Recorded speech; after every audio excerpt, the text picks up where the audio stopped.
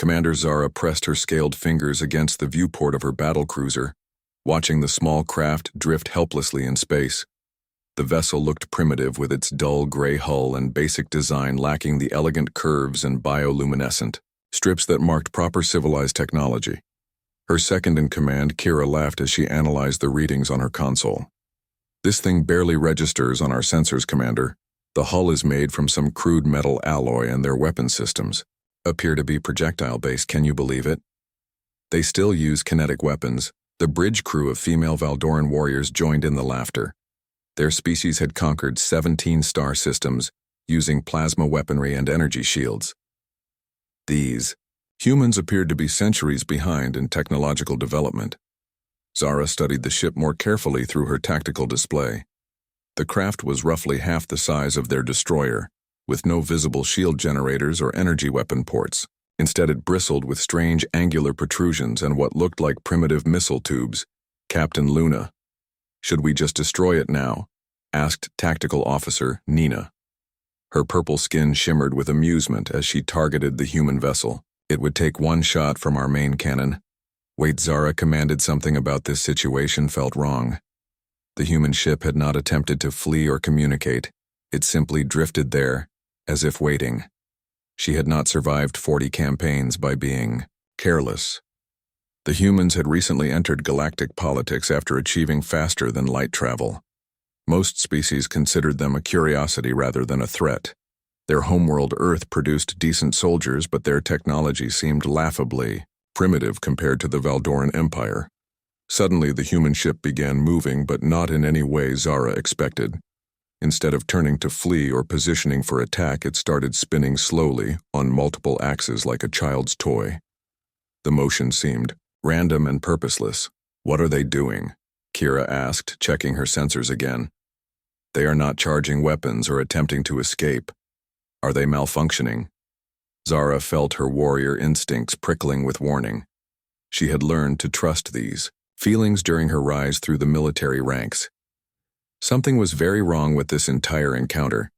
The spinning motion of the human craft was actually quite complex, she realized.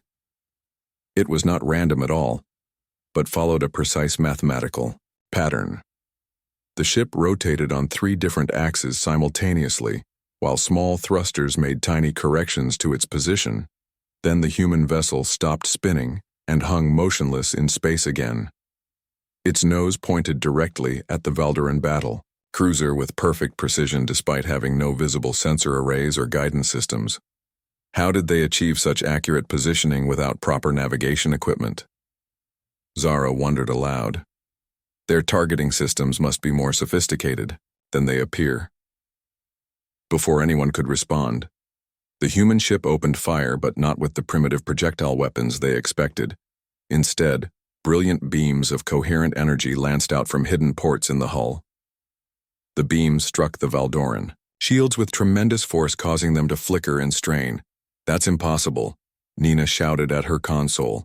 "Their energy signatures were completely masked. We detected no power buildup whatsoever. How did they hide plasma cannons of that magnitude?" The human vessel fired again, and this time the shots penetrated the failing shields.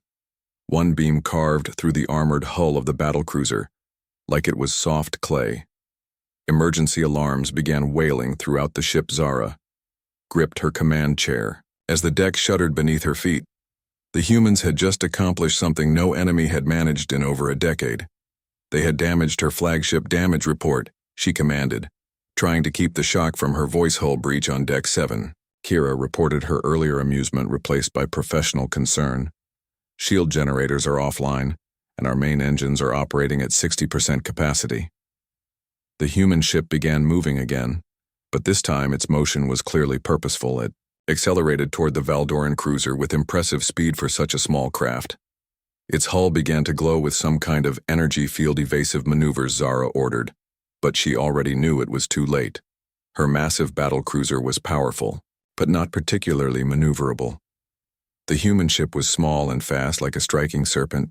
The enemy vessel passed within a few hundred meters of the Valdoran ship, and as it did so, every system aboard the cruiser began to malfunction.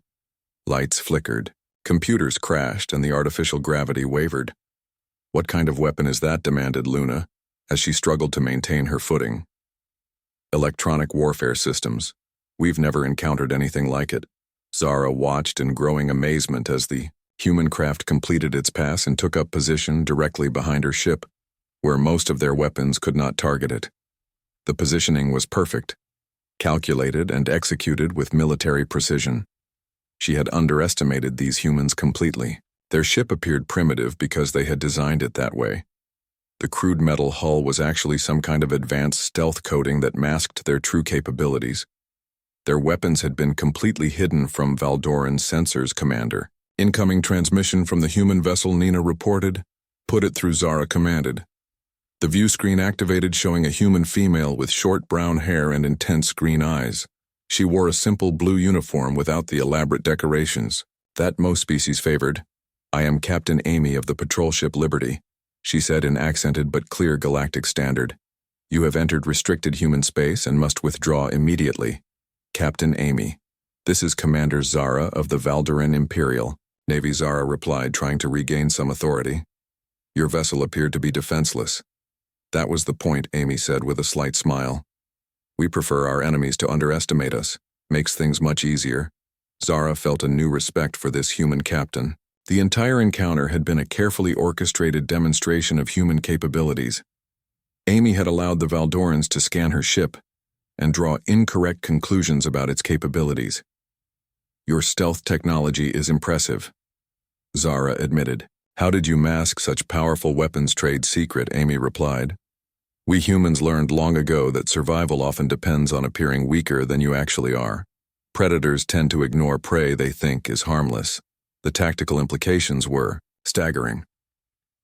If humans could build ships that appeared primitive while hiding advanced technology, then every intelligence report about human capabilities was worthless. Will you withdraw from our space? Amy asked politely but with steel in her voice. Or do we need to continue this demonstration? Zara looked around her damaged bridge at her crew of elite warriors who had been completely outmaneuvered by a single human ship. The lesson was clear and humbling. We will withdraw, she said, maintaining her dignity, despite the circumstances.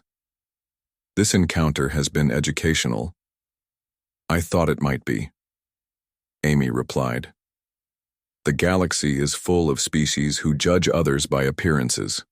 Captain, we have learned not to make that mistake. As the human ship moved away, Zara realized that everything her people thought they knew about humanity was wrong. They were not primitive newcomers to be dismissed.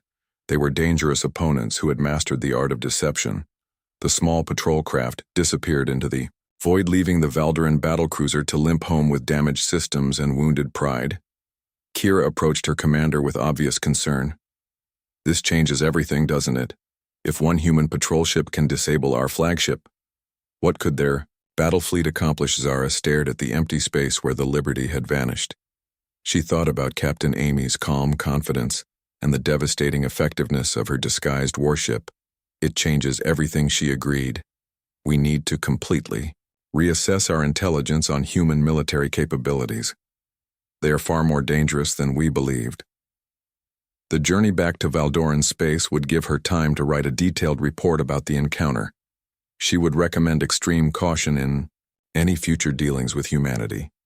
The humans had taught her an important lesson that day. Never judge an enemy by the appearance of their weapons. The most dangerous predators are often those that look the least threatening.